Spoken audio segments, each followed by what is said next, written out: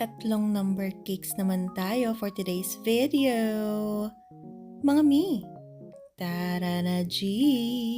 Pause muna tayo sa ating mga Valentine cake ideas para dito sa napaka-cute na mga monthly milestone cakes. Itong unang cake natin, ang flavor niya is moist chocolate, yung pinaka-base cake natin. And then yema, yung kanyang filling. Ang theme ng cake na ito is bear theme. And yung color palette na gusto ni customer ay brown lang. So, ginawa ko lang na medyo light color yung pinaka-icing ng cake natin kasi yung topper natin is darker para mas umangat siya and mas maganda siyang tingnan. Nag-add lang din tayo ng fondant na clouds pang dagdag din ng design and para hindi boring tingnan yung cake natin. And then, syempre, hindi mawawala ang dragis dyan. Next cake naman natin is mini number 9. Ang flavor ng cake na ito is moist vanilla and ang theme ng cake na ito is frog theme cake.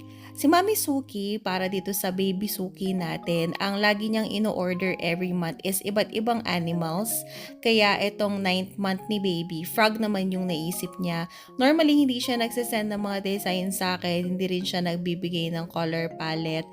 Basta sinasabi niya lang kung anong animals, tapos ako na ang bahala. Since color green ang frog, napagdesisyonan ko na gawin na lang sky blue yung pinaka-base cake natin para kunyari nasa pond yung frog.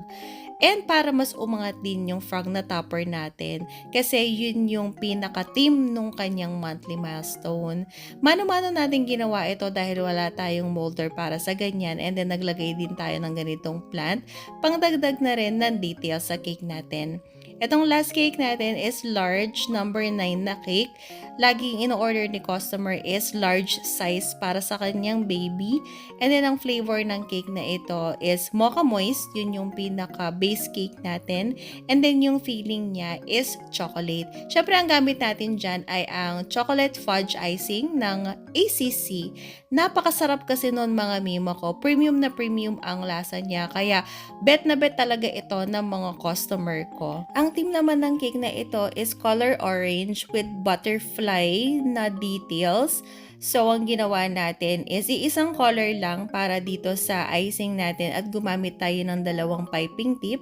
Itong paraset na ito, syempre 1M ang piping tip na ginamit natin. Gumawa tayo ng iba't ibang sizes ng rosette para mas maganda siyang tingnan. And then after ng rosette, gumamit tayo nitong open star tip para naman magdagdag ng ibang details sa cake natin since iba lang yung kulay or iisang kulay lang yung ginamit natin sa icing. And then, in-sprayan lang natin ito ng white pearl luster dust, pandagdag shimmer kasi parang medyo silky yung dress na sinend sa atin ni customer.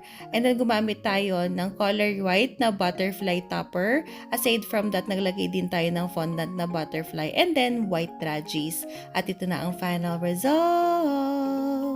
O diba, ang syala ng mga cakes natin, napakasarap tingnan sa mga mata. And that's it for today. See you on our next video. Bye!